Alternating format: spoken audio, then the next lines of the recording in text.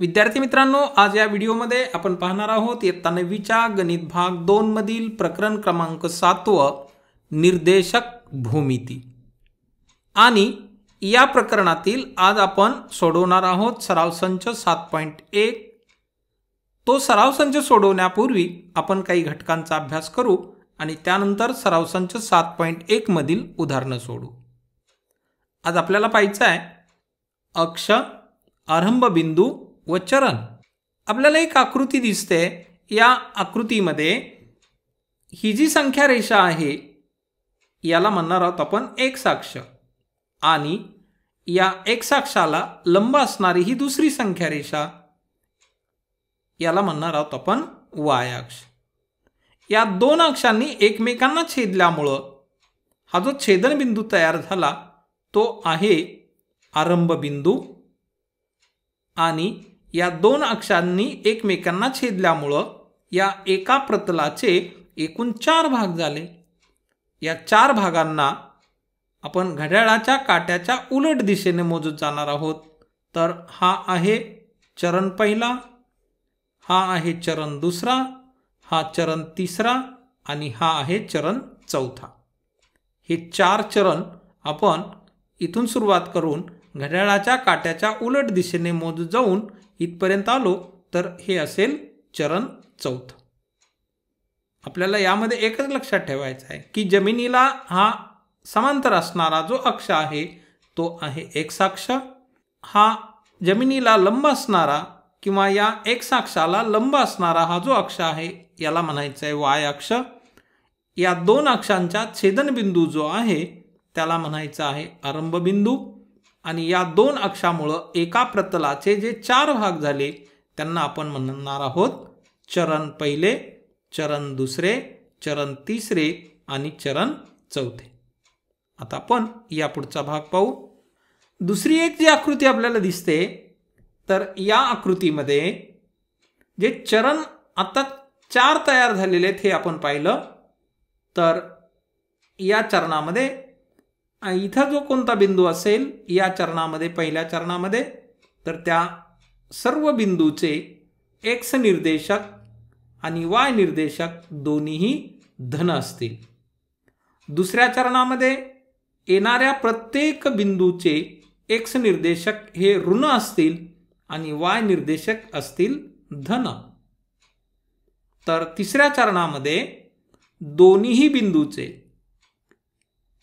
तर तिसऱ्या चरणामध्ये प्रत्येक बिंदूचा एक्स निर्देशक असेल ऋण आणि वाय निर्देशक असेल ऋण, म्हणजे दोन्ही निर्देशक असतील ऋण। तर चौथ्या चरणामध्ये एक्स निर्देशक असेल धन आणि वाय निर्देशक असेल ऋण। म्हणजे पहिल्या चरणात आपण जर एखादा बिंदू घेतला, समजा तो बिंदू इथे असेल, तर या बिंदूचा एक्स निर्देशक असेल 1 आणि वाय निर्देशक असेल 1, आणि हे दोन्ही निर्देशक असतील धन। दुसऱ्या चरणामध्ये समजा आपण या ठिकाणी जर एखादा बिंदू घेतला तर या बिंदूचा एक्स निर्देशक असेल ऋण 2 आणि वाय निर्देशक असेल ऋण 3। म्हणून दुसऱ्या चरणामध्ये येणाऱ्या प्रत्येक बिंदूचे निर्देशक एक्स निर्देशक हा ऋण असेल आणि वाय निर्देशक हा धन असेल।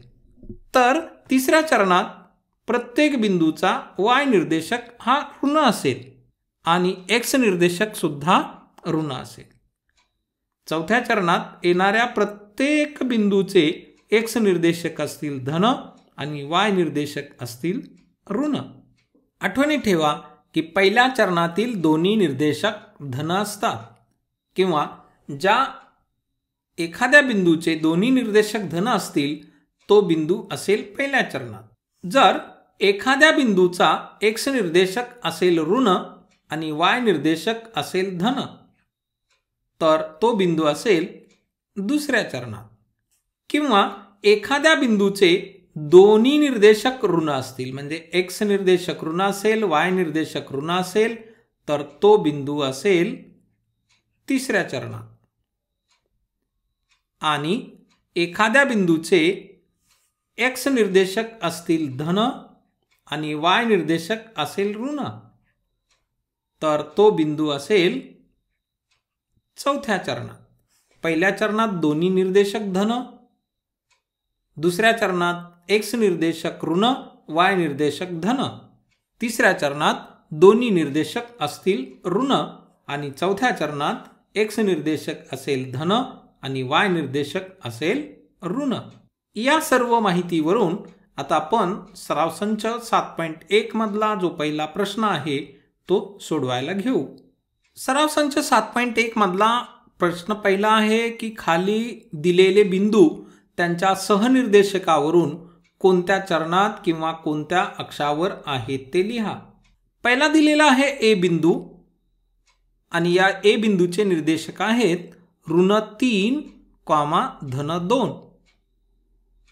आपल्याला माहित आहे की ज्या बिंदूचा एक्स निर्देशक ऋण असतो आणि वाय निर्देशक धन असतो तो बिंदू असतो दुसऱ्या चरणात. म्हणजे हा ए बिंदू असेल दुसऱ्या चरणात. दुसऱ्या चरणात किंवा चरण दुसरे असं लिहिलं तरी चालेल. या पुढचा बिंदू आहे बी. याचा एक्स निर्देशक आहे ऋण आणि वाय निर्देशक आहे ऋण.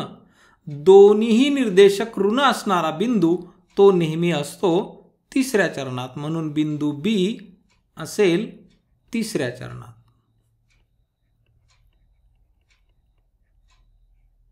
या पुढचा बिंदू पाहू आपण के. ज्याचे निर्देशक आहेत एक्स निर्देशक आहे 3.5 आणि वाय निर्देशक आहे 1.5. दोन्हीही निर्देशक धन आहेत.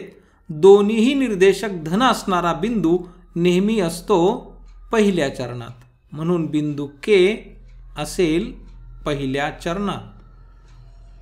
त्यापुढील बिंदू आपल्याला पाहायचा आहे की जो आहे डी. ज्याचे निर्देशक 2 आणि 10. तर एक्स निर्देशक 2 हा धन आहे आणि वाय निर्देशक 10 हा सुद्धा धन आहे. दोन्ही निर्देशक धन आहेत म्हणून डी हा बिंदू असेल पहिल्या चरणात किंवा याला आपण चरण पहिले लिहिलं तरी चालेल पहिल्या चरणात. या पुढचा बिंदू दिलेला आहे 37, 35. आपण या चिन्हाकडे पाहायचं आहे. दोन्ही चिन्ह धन आहेत. मग दोन्ही चिन्ह धन असणारा बिंदू नेहमी असतो पहिल्या चरणात. म्हणून हा सुद्धा बिंदू असेल पहिल्या चरणात कारण या बिंदूचे दोन्ही निर्देशक धन आहेत. आता बिंदू एफ. बिंदू एफचा एक्स निर्देशक आहे धन आणि वाय निर्देशक ऋण 18 आहे म्हणून तो आहे ऋण. मग ज्या बिंदूचा एक्स निर्देशक धन आणि वाय निर्देशक ऋण असतो तो बिंदू नेहमी असतो चौथ्या चरणात. म्हणून बिंदू एफ असेल चौथ्या चरणात. आता पुढचा बिंदू पाहू जी. याचा एक्स निर्देशक धन आहे आणि वाय निर्देशक ऋण आहे. धन 3, ऋण 7. आताच आपण पाहिलं की ज्या बिंदूचा एक्स निर्देशक धन आणि वाय निर्देशक ऋण तो बिंदू असेल चौथ्या चरणात. म्हणून हा बिंदू आहे चौथ्या चरणात. याचं कारण आपल्याला सांगता येईल की या बिंदूचा एक्स निर्देशक धन आहे, वाय निर्देशक ऋण आहे म्हणून तो बिंदू आहे चौथ्या चरणात. पुढचा बिंदू पाहू आपण एच. याचा एक्स निर्देशक 0 आहे आणि वाय निर्देशक ऋण 5 आहे. ज्या बिंदूचा एक्स निर्देशक 0 असतो तो बिंदू नेहमी असतो वाय अक्षावर. ज्या बिंदूचा एक्स निर्देशक 0 आहे किंवा वाय अक्षावरील प्रत्येक बिंदूचा एक्स निर्देशक 0 असतो म्हणून याही बिंदूचा एक्स निर्देशक 0 आहे आणि म्हणून हा बिंदू असेल वाय अक्षावर. बिंदू यम. याचे निर्देशक आहेत 12,0 म्हणजे एक्स निर्देशक आहे 12 आणि वाय निर्देशक 0 आहे. इथं पाहिलं आपण की जर बिंदूचा एक्स निर्देशक 0 असेल तर तो वाय अक्षावर असतो आणि ज्या बिंदूचा वाय निर्देशक 0 असतो तो बिंदू असेल एक्स अक्षावर कारण या बिंदूचा वाय निर्देशक आहे 0. आता हा बिंदू पाहू आपण. एक्स निर्देशक 0 आहे, वाय निर्देशक 9 आहे. एक्स निर्देशक 0 आहे, वाय निर्देशक 9 आहे. ज्याचा एक्स निर्देशक 0 तो बिंदू असतो वाय अक्षावर, म्हणून हा बिंदू असेल वाय अक्षावर. या पुढचा बिंदू पाहू आपण. पीचा एक्स निर्देशक 0, वाय निर्देशक 2.5 आहे. एक्स निर्देशक 0, वाय निर्देशक 2.5. ज्याचा एक्स निर्देशक 0 असतो तो बिंदू असतो वाय अक्षावर. आता या पुढचा बिंदू पाहू आपण. ज्याचे निर्देशक दिलेत क्यू बिंदू, ज्याचे निर्देशक आहेत -3, -7 आणि -3. म्हणजे एक्स निर्देशक ऋण आहे, वाय निर्देशक ऋण आहे. दोन्ही निर्देशक ऋण असणारा बिंदू नेहमी असतो तिसऱ्या चरणात, म्हणून बिंदू क्यू असेल तिसऱ्या चरणात. तिसऱ्या चरणात, कारण या बिंदूचे दोन्ही निर्देशक ऋण आहे. तर अशा रीतीनं हा पहिला प्रश्न आपण या ठिकाणी सोडवला. आता पाहूया आपण प्रश्न क्रमांक 2, सराव संच 7.1. दुसरा प्रश्न दिलेला आहे की खालील बिंदू कोणत्या चरणात असतील. नंबर 1, ज्यांचे दोन्ही निर्देशक धन आहेत.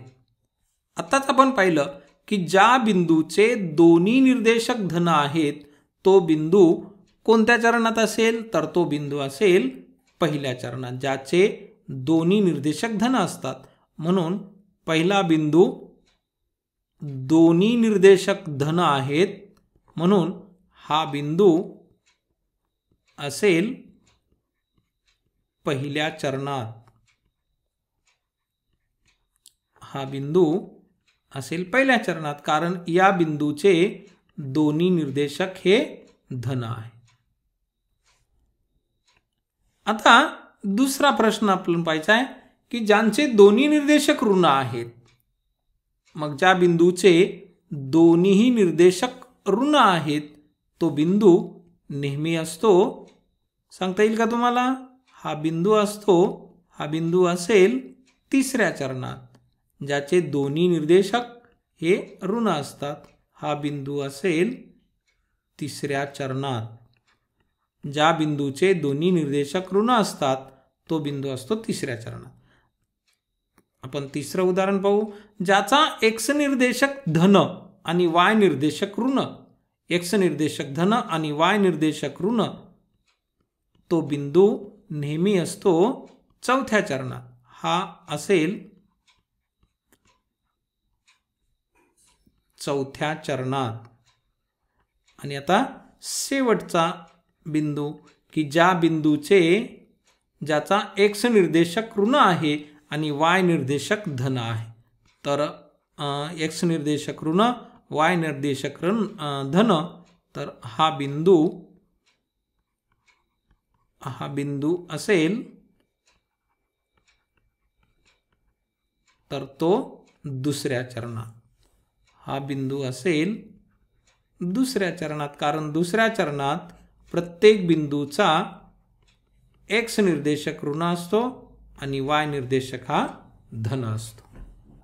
प्रश्न क्रमांक 3 आता पाहू की प्रतलात निर्देशक पद्धती निश्चित करा व खालील बिंदू स्थापन करा.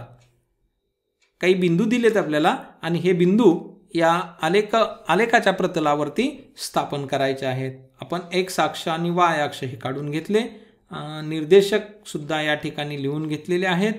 आणि आता एक एक बिंदू घेऊन स्थापन करू. पहिला बिंदू दिलेला आहे L, ज्याचे निर्देशक ऋण 2 आणि 4 आहेत, धन 4. तर या सुरुवातीचा बिंदू असेल एक्स अक्षावरचा आणि नंतर हा बिंदू असेल वाय अक्षावरचा. म्हणून एक्स अक्षावरचा ऋण निर्देशक तो असेल आरंभ बिंदूच्या डावीकडं, म्हणजे इथं असतील ऋण 2, आणि वाय अक्षावरचा निर्देशक तो धन 4 आहे, म्हणून ऋण 2,4 तो बिंदू असेल या ठिकाणी. तर हा बिंदू आपण याला नाव देऊ L. बिंदू दुसरा M, ज्याचे निर्देशक आहेत 5 आणि 6, दोन्ही निर्देशक धन आहेत, म्हणून तो बिंदू असेल पहिल्या चरणात. तर एक्स अक्षाचा निर्देशक आहे 5 आणि वाय अक्षाचा निर्देशक आहे 6, तो असेल वरच्या बाजूला, म्हणजे तो बिंदू येईल या ठिकाणी. तर हा असेल आपला M बिंदू. आता आपण पाहूया n बिंदू. n बिंदूचे x निर्देशक आहेत ऋण 3 आणि y निर्देशक आहे ऋण 4. दोन्ही निर्देशक ऋण आहेत, म्हणजे हा बिंदू n असेल तिसऱ्या चरणामध्ये, ज्याचे दोन्ही निर्देशक ऋण आहेत. म्हणून तिसऱ्या चरणात आरंभ बिंदूच्या डावीकडे ऋण 3 आणि खालच्या बाजूला येथील ऋण 4. म्हणून हा बिंदू असेल ऋण 3, ऋण 4. हा बिंदू आपल्याला या ठिकाणी स्थापन करता येईल. हा बिंदू असेल n. पुढचा बिंदू आहे आपल्याकडे P, ज्याचे निर्देशक आहे 2, 3. पहिला निर्देशक धन आहे, दुसरा निर्देशक ऋण आहे. म्हणून हा बिंदू असेल चौथ्या चरणात. म्हणून चौथ्या चरणातील x निर्देशक ज्याचा दिलेला आहे 2, तर हे 2 आणि ऋण निर्देशक आहे y चा, म्हणून आपल्याला खाली जावं लागेल. तर इथं असेल ते 3. म्हणून हा बिंदू आपल्याला या ठिकाणी स्थापन करता येईल. तर हा असेल बिंदू P. पुढचा बिंदू आहे 6Q बिंदू, ज्याचे निर्देशक आहेत 6, ऋण 5. तर धन 6 आहेत आणि ऋण 5 आहेत. तर पहिला निर्देशक धन, दुसरा निर्देशक ऋण, तो असतो चौथ्या चरणात. आताच आपण इथं पाहिलं आणि म्हणून 6 इथं घ्यावे लागतील आणि खाली जावं लागेल आपल्याला ऋण 5 कडं. म्हणून तो बिंदू असेल या ठिकाणी. तर हा बिंदू आहे तो Q. आता पुढचा बिंदू पाहू आपण 7, 0, ज्याचे निर्देशक आहेत. याचा x निर्देशक 7 आहे, y निर्देशक 0 आहे. ज्या बिंदूचा y निर्देशक 0 असतो तो बिंदू असतो x अक्षावरती. म्हणून तो बिंदू येईल x अक्षावरचे 7 इथे आहेत, म्हणून तो बिंदू या ठिकाणी असेल. तर हा बिंदू असेल S.